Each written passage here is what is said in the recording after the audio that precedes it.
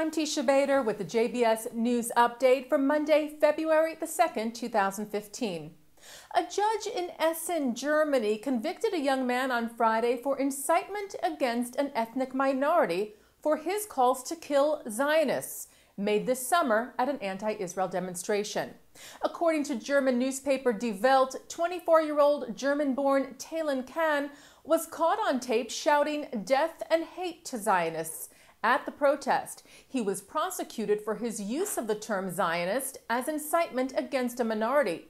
Kahn said during his hearing that he was not an anti-Semite and had nothing against the Jewish people, but only against the, quote, Zionist state. Judge Gary Sastry said in response that Zionist is the language of anti-Semites, the code for Jew. The legal ruling is seen as groundbreaking in that Judge Sastry equates anti-Zionism with anti-Semitism. Kahn was sentenced to 3 months probation and a fine of €200. He is expected to appeal. The head of Germany's United Jewish Appeal, Nathan Norman Gelbart, told the Times of Israel that the verdict was a brave one, but that unfortunately he did not expect it to stand on appeal. Gelbart said, "We have an anti-Zionist industry across Europe who are living off this legitimacy to spread hatred through using the word Zionist." And staying with Germany, former SS officer Oskar Groening will stand trial this spring for accessory to mass murder.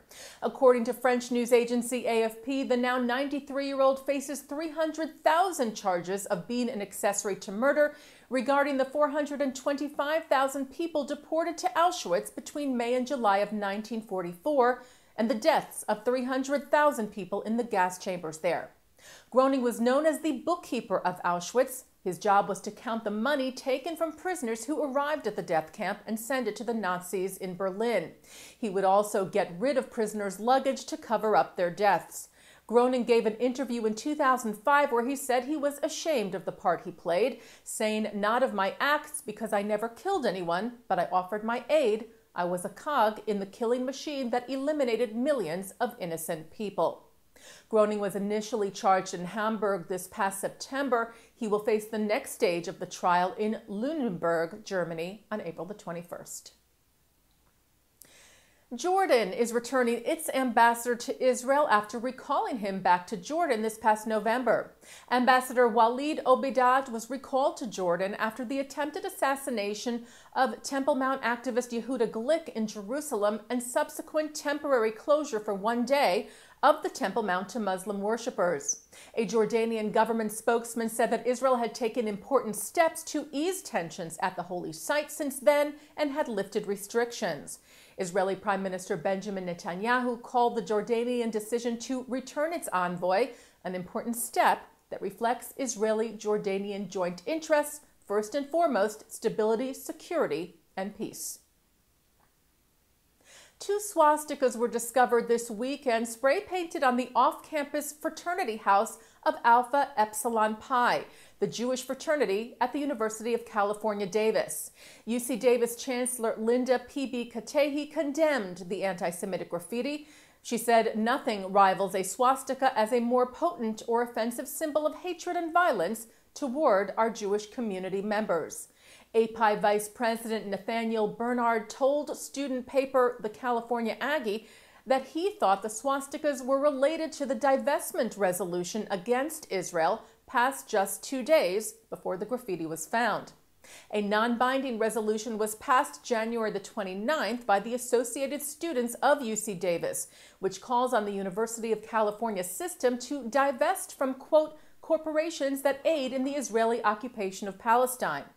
Davis is just the latest school in the UC system to pass resolutions supporting the BDS, or Boycott, Divestment, and Sanctions movement, whose goal it is to delegitimize the State of Israel.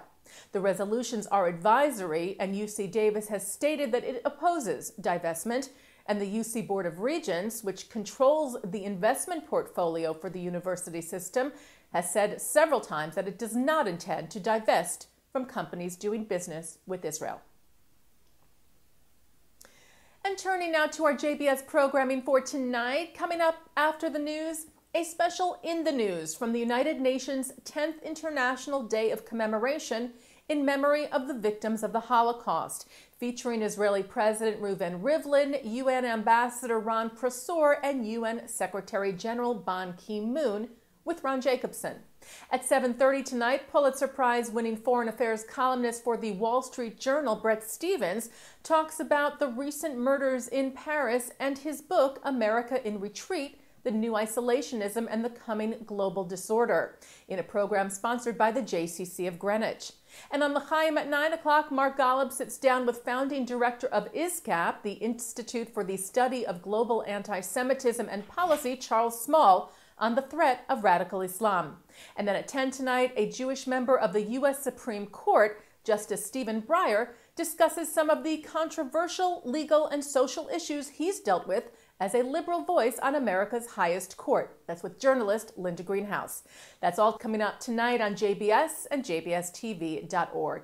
And that's the JBS News Update from Monday, February the 2nd, 2015. I'm Teisha Bader.